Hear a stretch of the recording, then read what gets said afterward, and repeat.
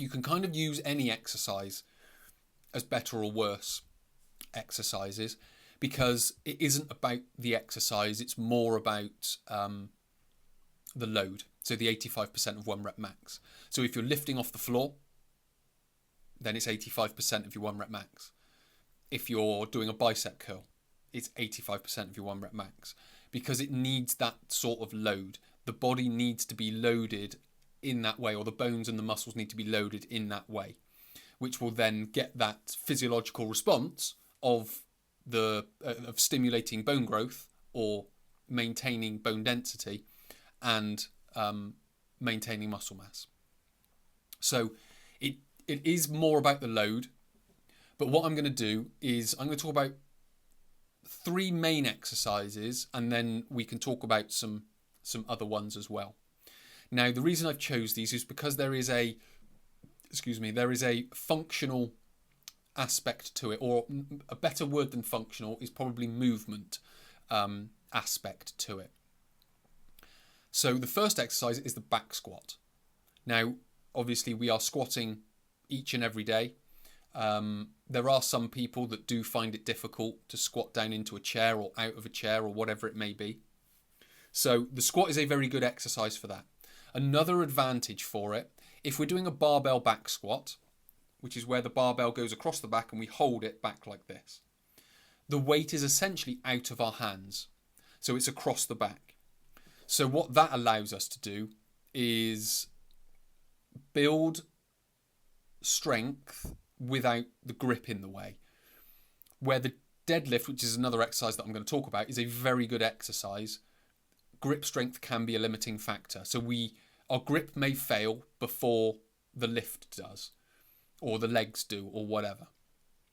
So the grip can be the limiting factor. So again, that would be a prerequisite as well, is making sure we've got the requisite grip strength. So the back squat allows us to take the grip out of the equation. But again, another limiting factor could be range of movement at the shoulders, being able to get the arms right back into this position where the bar's sitting. So that could be a limiting factor. So again, there is no sort of best and worst exercise. I'm just choosing these because there is a everyday advantage to be got from doing these exercises. And the back squat is where we put the barbell across the back, and basically we sort of squat back. We squat back with the hips, we bend the knees, we keep the torso up as much as we can, and we have the barbell across the back, which is loaded up with, when we get there, our 6 rep max. So that will be exercise number 1. Exercise number 2 is what's called an overhead press. Now, again, an overhead press is basically we have a barbell or a weight. Now, it doesn't have to be an Olympic bar, because an Olympic bar is 20 kilos on its own. So that may be too heavy for most people or some people. So we would have some sort of bar, or we would at least be pressing some weights up over the head. Now, why do we press over the head? Well, we get load going down through the arms. That's sort of the first part of it. So that's the advantage. We get that coming down through the arm. You can get across the top of the back into the scapula and sort of down in through the back as well. If we do a barbell press, which is where we lie down and push the bar off us, we don't get as much of that because we haven't got the load going all the way down the back. We've just got it going across sort of the top of the back and the shoulders. What also comes with it from the movement perspective is lifting something up onto a high shelf, as an example. So going from there and up over the head. So that's what an overhead press gives us, is a better ability to do that. We can then talk about the stance. So you can stand with a neutral stance, which is where the feet just stand alongside each other, or you can do a split squat, or a split stance, which is where one foot goes in front of the other. That can be a little bit more advantageous because you can put some weight going through that back leg and you can sort of angle the body a little bit more. The only thing you do have to watch is overarching or overextending the lower back, which is where a barbell press can be more advantageous if that happens. The third exercise is the deadlift. So this is lifting off the floor. So where I talked about before, the limiting factor can be the grip. Again, that's something that needs to be taken into consideration. So when you are lifting and doing a 6-rep exercise, what fails first? Is it the grip that's failing, or is that the limiting factor, or is it the legs and the ability to lift the weight off the floor?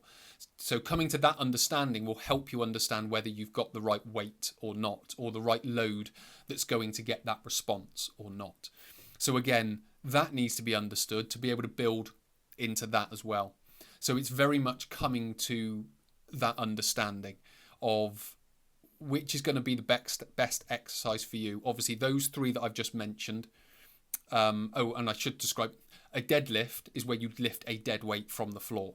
So what you need to be able to do to be able to perform this exercise correctly, which is why it's different to the back squat, there is more hinging of the hip, and then you tip the body over further. That requires a certain range of movement. So again, that could be a limiting factor.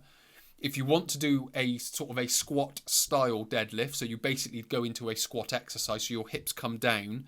So with regards to a squat and a deadlift, the difference is, obviously, with the squat, you've got the barbell on the back, but the difference in the movement is the hips come down and you bend the knees more. So the hips come down much more level with the knees.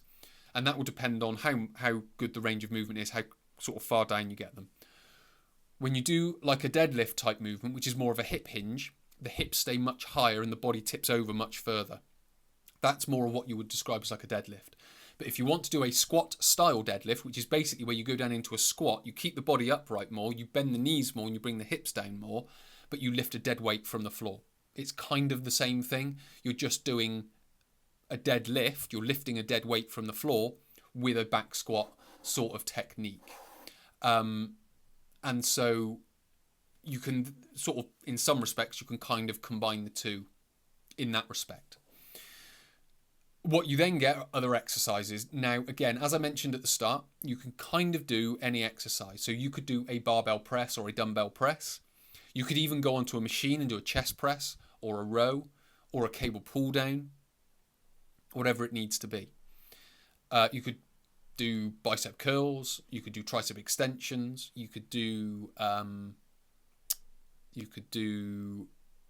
leg extensions and leg curls on machines and things like that, because the main thing is the load, which is what we want. Ideally, we would stick to the biggest movements because then we can get the heaviest load and that will get the best response. So if we can use these big exercises like the back squat, like the overhead press, like the deadlift, that's where we can lift the most weight. That's where we get the best response. So all you've got to think about with strength training is the heaviest load possible. And that you generally do that with bigger movements, multi-joint exercises. Squats, you move the ankle, the knee, the hip. Deadlifts, much the same. You just don't bend the knee as much. Overhead press, shoulders, elbows. Barbell press, i.e. like a chest press, laid down on your back, shoulders and elbows. The advantage of the overhead press and the barbell press over a row is the weight is kind of on top of you, so you get that sort of gravity as well. With any sort of row, you've got to pull it towards you, so the load doesn't go through the arm as much as it will with the overhead press. So, but we're starting to get into slightly unnecessary detail for now. But as a general rule, big exercises, heavy loads will be the best exercises. Wrong exercises are those small or not as effective exercises will be the smaller movements because the heavy loads aren't the same. And also Pilates, core exercises, because they won't get the response. They need to be there as well. Core muscles need to be there as well, but you just won't get the same response. Yoga's another one. You won't get the same response. You won't get the load going through. Your body weight isn't always enough. You need extra. So yes, good exercises, big exercises, heavy loads.